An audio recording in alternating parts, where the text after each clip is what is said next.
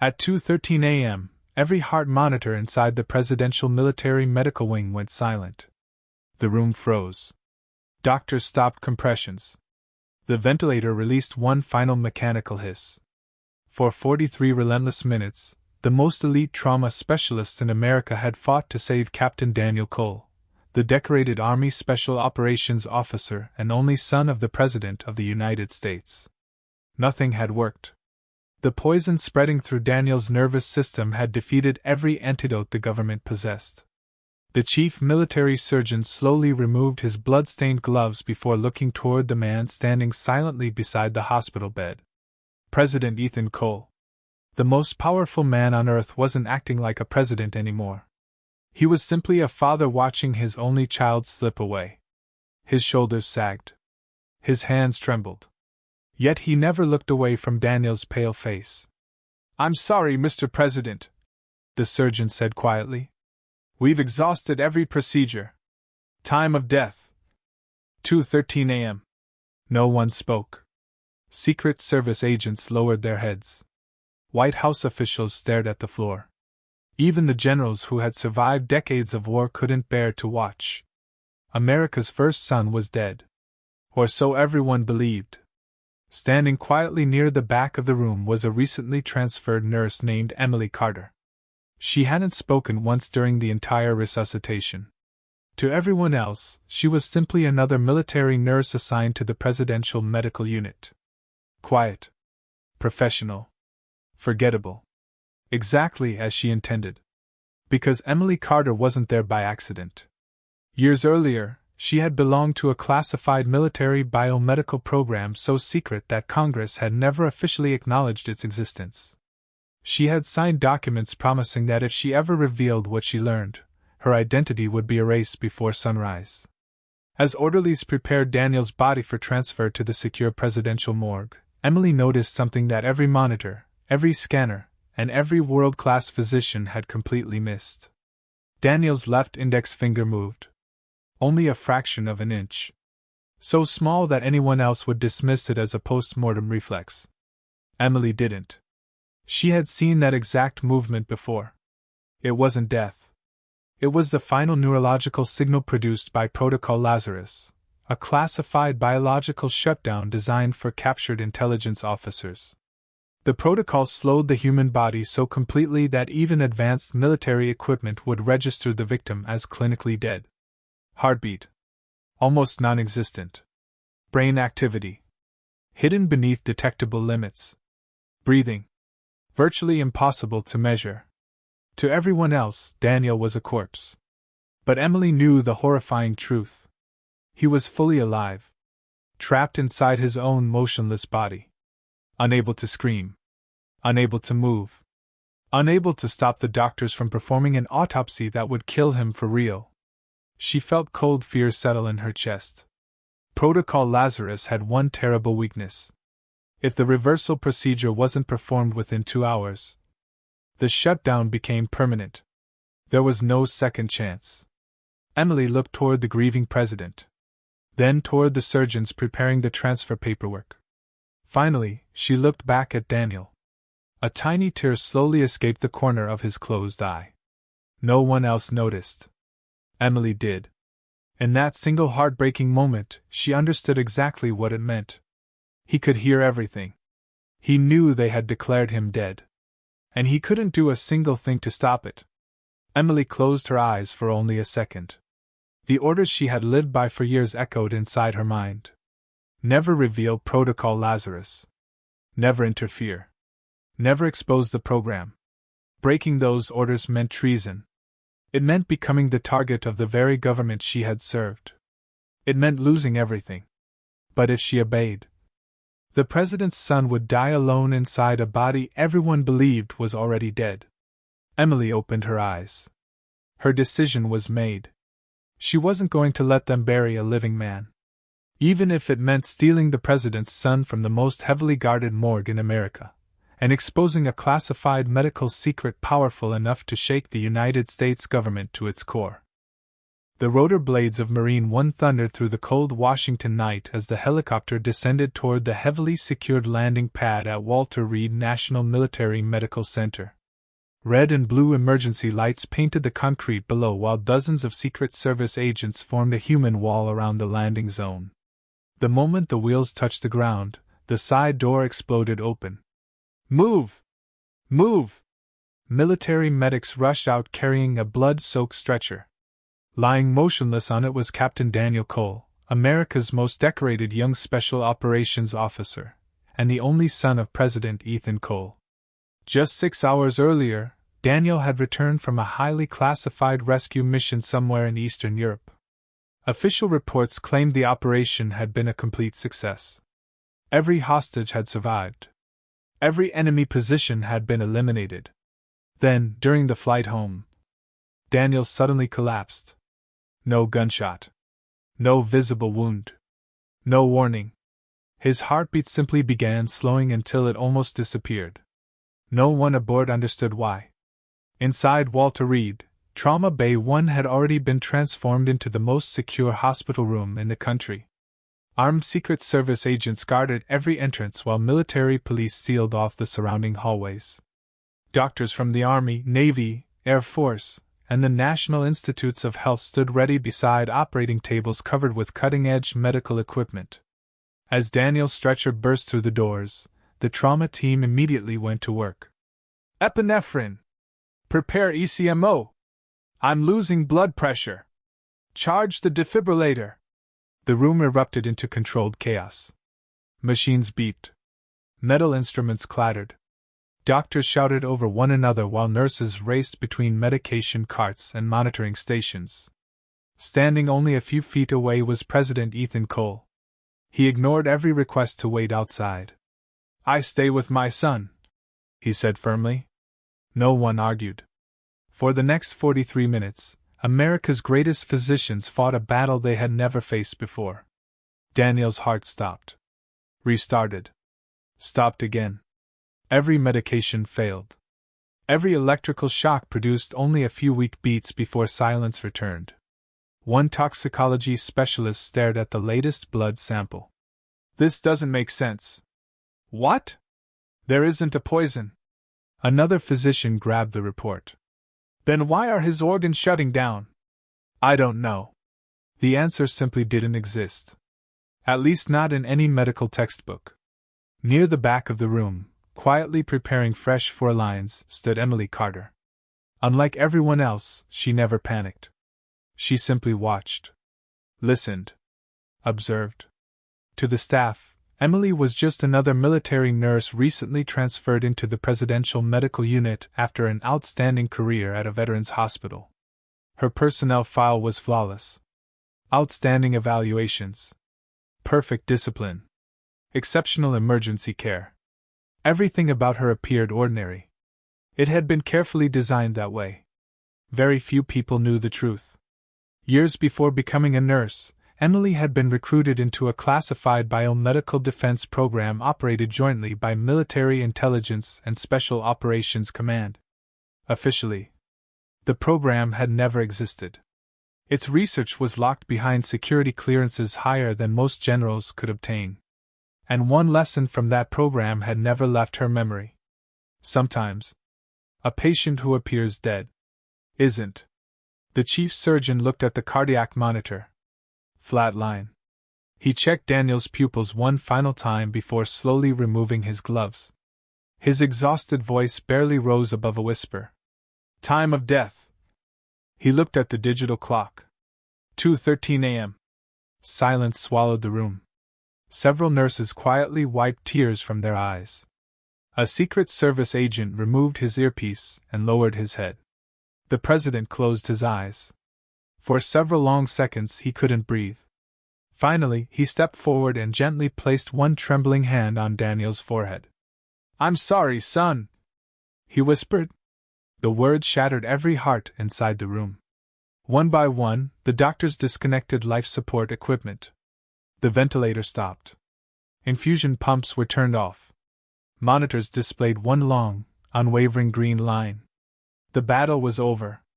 Or so everyone believed. As two orderlies prepared Daniel's body for transfer to the classified presidential morgue, Emily quietly approached the bedside. She wasn't looking at the monitor. She wasn't looking at the surgeons. She was looking at Daniel's hands. Something felt wrong. His fingertips still held the faintest trace of warmth.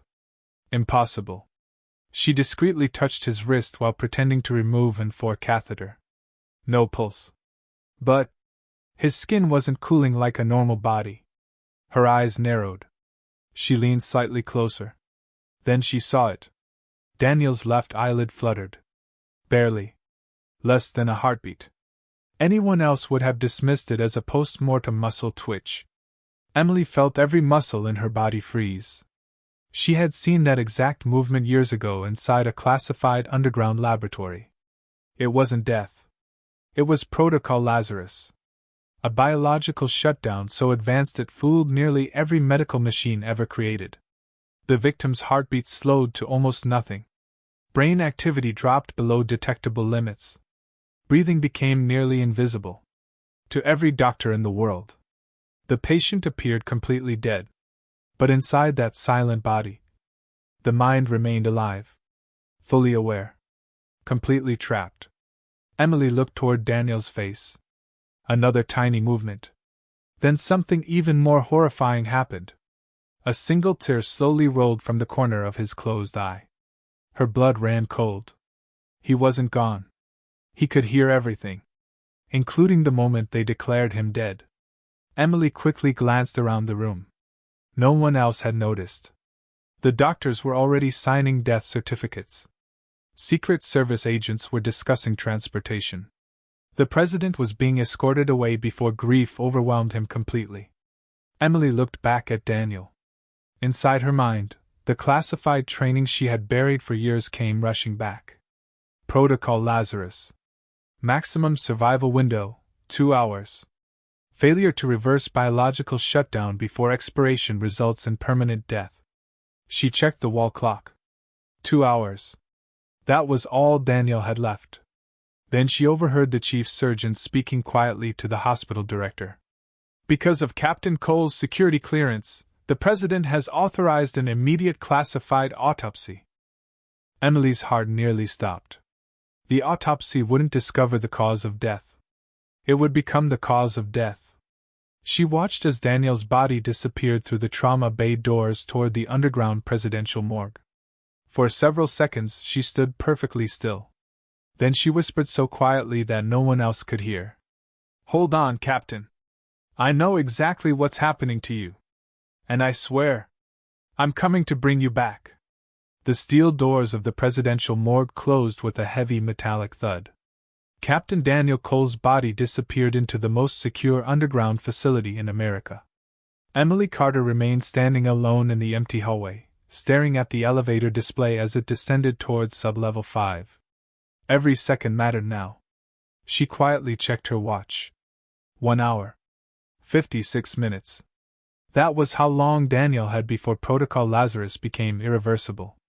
She turned and walked calmly through the hospital corridor. On the outside, she looked like an ordinary nurse finishing another exhausting shift. Inside, her heart was pounding.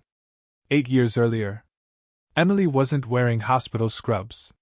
She wore a military uniform inside a windowless underground research facility hidden beneath a defense intelligence complex in Nevada. Only 12 people had ever been allowed inside Laboratory 7. Its existence had never appeared in any government budget. There she met Dr. Victor Hale, the man considered the greatest battlefield physician America had ever produced. "The next war," Hale once told his students, "won't be won by bullets. It will be won by whoever controls life and death." That was the beginning of Project Lazarus. Its mission sounded impossible. Create a biological shutdown capable of keeping captured American operatives alive while convincing enemy nations they were already dead. The heart would almost stop. Breathing would become microscopic. Brain activity would fall below detectable levels. Every medical scan on Earth would declare the patient deceased. Only a handful of specially trained personnel knew how to reverse it. Emily became one of them. She spent years memorizing every heartbeat, Every chemical dosage. Every nerve stimulation sequence. Then something terrible happened. During the final human trials, several volunteers never woke up. Congress immediately shut the program down. Every document was classified. Every scientist disappeared into different government agencies. Every participant signed lifetime secrecy agreements. Before leaving the facility, Dr. Hale gave Emily one final warning. If someone ever uses Protocol Lazarus outside this laboratory, it means someone inside our own government has betrayed the country. The memory vanished as Emily reached the hospital pharmacy. She swiped her identification badge. Access denied? 2 armed Secret Service agents now guarded every entrance. Security had doubled after the president's son's death. Emily calmly turned away before anyone became suspicious. She couldn't access the medicine she needed. Not through normal channels. Instead, she headed toward an abandoned biomedical laboratory that had been closed for renovations months earlier. Very few people knew it still contained emergency supplies. Using a hidden keypad beneath a workbench, she unlocked a forgotten storage cabinet. Inside rested several sealed military medical cases covered with faded warning labels. Her hands hesitated. She hadn't opened one of these in almost a decade. Inside were glass vials marked only with black serial numbers. No names. No instructions. Only one tiny label. Property of Project Lazarus. Emily slowly exhaled. So they never destroyed it. She carefully packed the medicines into her medical bag before reaching for a compact neural stimulator no larger than a smartphone.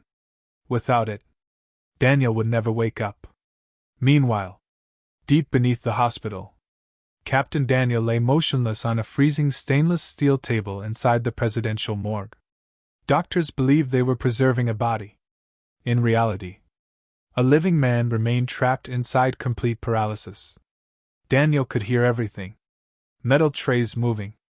Doctors discussing paperwork. Security radios crackling. He desperately tried to move one finger. Nothing. He tried to open his eyes. Nothing. Inside his silent prison, panic slowly became terror. Back upstairs, Emily entered the hospital's digital records office. Rows of computer terminals filled the room. She quietly accessed Daniel's medical file. Something immediately caught her attention. The original blood report had disappeared. Replaced. The toxicology scans had been deleted. Replaced. The emergency helicopter telemetry. Missing. Someone had systematically erased every piece of evidence explaining what happened. Emily leaned closer. Then she found something even stranger. One physician's authorization code appeared repeatedly throughout the altered files. Colonel Richard Kane, the president's chief medical advisor. Emily frowned. Kane wasn't supposed to be involved in emergency trauma cases. Why was his security clearance overriding everyone else's? As she continued searching, another classified file appeared. Access restricted. She bypassed the encryption using an old military password she hadn't used in years. The screen unlocked. Her eyes widened. Daniel had never suffered a natural medical emergency.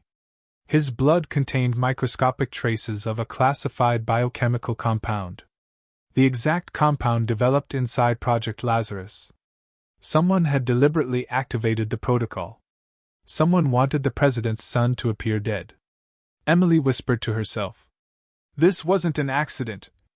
It was an assassination disguised as medicine. Suddenly, footsteps echoed outside the records office. She instantly removed the flash drive from the computer. The door opened. Colonel Richard Kane walked inside. Tall. Perfect uniform. Cold blue eyes. He smiled politely. Nurse Carter. Emily returned the smile. Colonel, I heard you assisted during Captain Cole's treatment. I did. A tragic night. It was. Kane studied her face carefully, almost as if searching for fear. You look exhausted. I've had worse shifts. For several long seconds, either of them spoke. Then Kane's radio crackled. Colonel, The President has approved immediate forensic examination. Kane nodded. I'm on my way. He turned toward the door. Before leaving, he looked back one final time. Some secrets are buried for a reason, nurse. I hope you understand that. Then he disappeared down the hallway. Emily felt a chill run through her body. He knew. Maybe not everything, but enough to suspect her. She immediately checked the time. 1 hour. 18 minutes remaining. Then the hospital intercom echoed through every corridor. Attention all medical personnel. Classified autopsy of Captain Daniel Cole will begin in 60 minutes. Authorized personnel only. Emily closed her medical bag. Inside rested the last surviving equipment from Project Lazarus. She now possessed everything needed to save Daniel. But reaching the presidential morgue would be nearly impossible. Secret Service. Military police. Biometric locks. Armed surveillance. Failure meant prison. If she survived the attempt. Emily looked toward the elevator leading underground. Then quietly whispered. Hold on, Captain. I'm coming. Even if I have to steal the President's son from the most heavily guarded morgue in America. The massive steel doors of Sublevel 5 stood between Emily Carter and the President's son. 2 Secret Service agents guarded the entrance. Neither of them looked tired. Neither of them would leave their post willingly. Emily checked the clock hanging above the elevator. 57 minutes remained.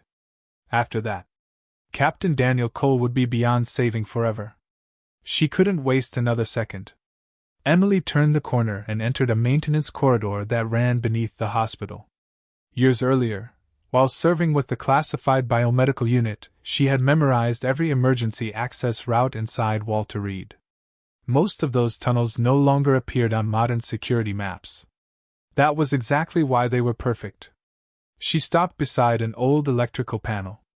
Removing a small screwdriver from her medical bag, she opened the rusted cover. Behind it sat an emergency override switch designed decades earlier. Emily smiled. They never updated this place. She flipped the switch. Immediately, half the lights inside Sublevel 5 went dark. Emergency alarms echoed throughout the hospital. Red warning lights began flashing overhead. The 2 Secret Service agents outside the morgue looked at each other. One spoke into his radio. Control, we've lost power on Level 5. A voice answered. Engineering reports a transformer failure. Hold your position. The lights flickered again. Then emergency fire alarms suddenly activated. Sprinklers erupted throughout the corridor. Water poured from the ceiling. The guards cursed loudly. One of them grabbed his radio again. We need maintenance down here now. Emily quietly slipped through an old service passage hidden behind the electrical room. 30 seconds later, she emerged inside the restricted morgue corridor. No cameras. No guards. Exactly as she remembered. Captain Daniel Cole lay alone beneath bright surgical lights. The room was freezing. His skin had turned almost white. His heartbeat. Less than 1 beat every 2 minutes. To every medical monitor, he remained legally dead. Emily locked the heavy steel door behind her. Then she opened the black Project Lazarus case. Inside rested 6 carefully organized instruments. A specialized injector. 3 sealed syringes. A neurostimulator. A compact cardiac pulse generator. Everything Dr. Victor Hale had once sworn would never leave Laboratory 7. Emily quietly whispered. I hope you were wrong, Doctor. She rolled Daniel onto his side. His body remained completely limp. Yet she knew. Inside that silent prison, he was still awake. Still listening. Still waiting. Emily cleaned the first injection site. Her hands never shook. Years of military training took over. The first syringe entered Daniel's shoulder. The second reached the artery near his leg. The third was the dangerous one. The base of the skull. One mistake, less than a millimeter, would destroy his spinal cord forever. Emily closed her eyes for one deep breath. Then inserted the needle perfectly. The medicine slowly disappeared into Daniel's nervous system. Nothing happened. 10 seconds passed. 20. 30. Still nothing. Emily looked at the clock. 49 minutes remained. She reached for the neurostimulator. This is going to hurt. Even if you can't remember it later. She attached the electrodes to Daniel's neck, chest, forehead, then activated the machine. A violent electrical pulse surged through his body. Nothing. Again. Still nothing. Emily increased the power. Warning lights flashed across the screen. Dangerous output level. She ignored them. Another pulse. Daniel's fingers twitched. Emily's eyes widened. It's working! Then suddenly, the heart monitor exploded into chaos. 1 weak heartbeat. Silence. Another heartbeat. Silence. Emily grabbed the cardiac pulse generator. Come on! She pressed the paddles against Daniel's chest. Clear. A massive electrical shock slammed through his body. Daniel's back arched violently off the steel table. His mouth opened. But no sound came out. Emily shocked him again. Nothing. Again. Nothing. She checked the clock. 43 minutes. She was losing him. For the first time that night. Fear entered her eyes. No. You're not dying today. She remembered Dr. Hale's final lesson. If the heart refuses, restart the brain. Emily grabbed the neurostimulator one final time. She pushed the output beyond the official safety limit. Every warning light turned red. The machine screamed. She pressed both electrodes against Daniel's neck. Wake up, Captain! She activated the current. For one terrifying second, nothing happened. Then, Daniel inhaled. One enormous, desperate breath. His eyes flew open. He wasn't confused. He was terrified. He grabbed Emily's arm with unbelievable strength. They're still here, he gasped. Emily leaned closer. Who? Daniel struggled to breathe. His lungs burned. They infiltrated the medical command. Emily froze. What are you talking about? Daniel swallowed painfully. It wasn't foreign intelligence. It was someone inside the White House. Emily felt cold fear race through her body. The attack, Daniel whispered, was ordered. Before he could finish. Bang! Someone slammed against the morgue door. Open immediately! Secret Service. Emily's eyes shot toward the entrance. The security override had failed. Someone had discovered the empty autopsy room. Daniel tried sitting up. Pain shot through his entire body. His muscles barely obeyed him. Emily quickly helped him off the table. Can you walk? Barely. You'll have to. Another violent crash shook the steel door. Last warning! Emily grabbed Daniel's arm. She opened a hidden maintenance hatch behind the refrigeration units. The narrow tunnel stretched into darkness beneath the hospital. The president thinks you're dead, she whispered. The people hunting you want it to stay that way. Daniel looked back toward the shaking door. Then toward the dark tunnel. For the first time, he realized the nightmare wasn't over. It had only just begun. As Emily helped the president's son disappear into the underground passage, the reinforced morgue door finally exploded inward. Armed Secret Service agents stormed inside. But the steel table was empty. Captain Daniel Cole, the man America had officially declared dead, had vanished. End of Chapter 3. The underground maintenance tunnel stretched for nearly half a mile beneath Walter Reed. Darkness surrounded them. Only emergency lights flickered along the damp concrete walls. Captain Daniel Cole leaned heavily against Emily Carter as they moved deeper into the forgotten passageways. Every breath sent a sharp pain through his chest. Protocol Lazarus had restarted his heart. But his body was still fighting to survive. Emily checked her watch. They had escaped the morgue. Now came the harder part. Proving Daniel was alive before the conspiracy erased every trace of him forever. Above them, Walter Reed had descended into complete chaos. Hospital alarms echoed through every corridor. Secret Service agents searched every floor.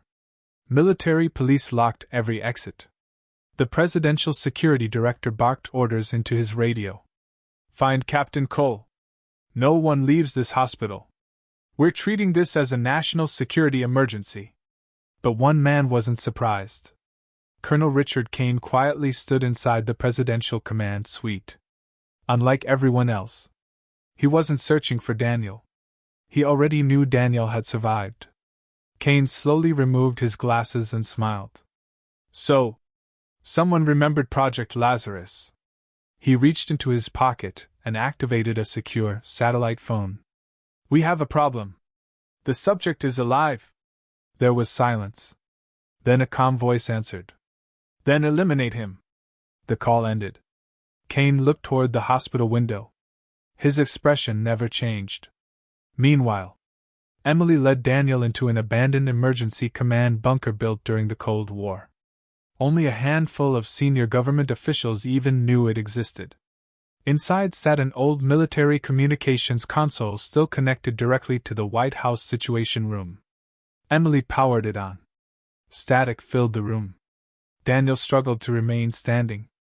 His vision blurred. Emily looked at him. "Can you authenticate yourself?" Daniel nodded weakly. He placed his hand onto the biometric scanner. "Access denied?" Emily frowned. "They already marked you as deceased." Daniel smiled bitterly. "They're erasing me." Then he remembered something. His father had once created a private emergency authorization known only to the president and his family. Daniel entered 6 numbers. The screen paused. Then, Presidential Emergency Channel open. The monitor flickered to life. Inside the White House Situation Room, President Ethan Cole appeared on the screen. His face looked exhausted. He had spent the last hour believing he had lost his only child forever. Then he looked at the monitor. His coffee cup slipped from his hand. It shattered across the floor. "Daniel!" For several seconds, neither father nor son spoke. Finally, "Dad?" Daniel whispered. The president stood frozen. His eyes filled with tears. "My God! It's really you!" Daniel nodded. "They tried to kill me." Silence. The room inside the White House became completely still. Cabinet members stared in disbelief. Secret Service agents couldn't move. The president slowly leaned toward the screen. "Who?" Daniel looked directly into his father's eyes. "It wasn't a foreign government. It wasn't terrorists. It was someone inside our own administration." Emily connected the flash drive she had stolen from the medical records office. Classified files immediately appeared on every screen inside the Situation Room. Deleted toxicology reports. Altered medical scans. Forged death certificates. Encrypted financial transfers. Everything pointed toward one man. Colonel Richard Kane. The president refused to believe it. Richard Kane had served beside him for nearly 15 years. He had attended family dinners, protected his children, earned his complete trust. Then Daniel quietly spoke. "Dad, the helicopter never crashed. I was injected before we even landed. The only person standing beside me was Kane." The president slowly closed his eyes. Every piece finally fit together. He opened a secure military channel. "This is a direct presidential order. Arrest Colonel Richard Kane immediately. Use maximum security authorization." Across the hospital, Kane heard footsteps approaching his office. He smiled calmly. He already expected this moment. 3 military police officers entered. "Colonel, the president requests your presence." Kane laughed softly. "No." He reached inside his jacket. The officers immediately drew their weapons.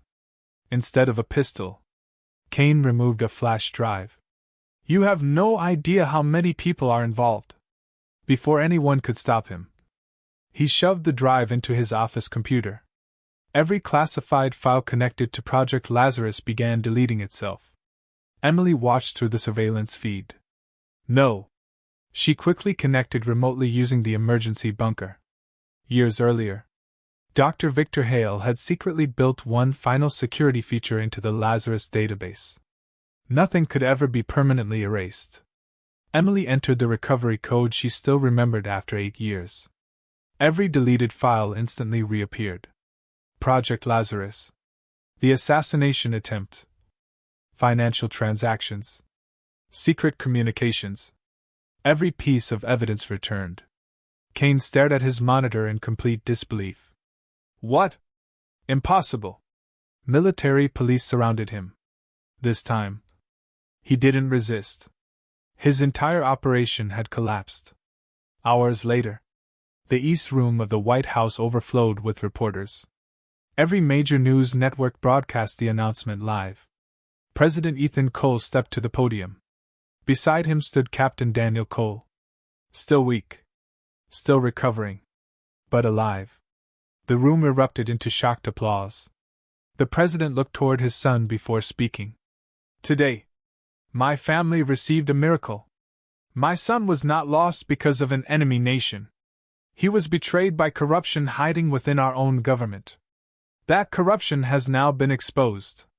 No classified details about Project Lazarus were revealed. Some secrets would remain buried forever. But justice had finally been served. 3 weeks later, Daniel continued recovering inside a secure military rehabilitation center. He visited Emily before leaving. You saved my life. Emily smiled. You would have done the same. The president personally offered her the nation's highest civilian honor. She politely declined. I didn't do it for medals. I did it because no one deserves to be buried alive. The president extended his hand. America owes you more than it can ever repay. Emily simply nodded. The following morning, she quietly packed her single duffel bag. No farewell ceremony.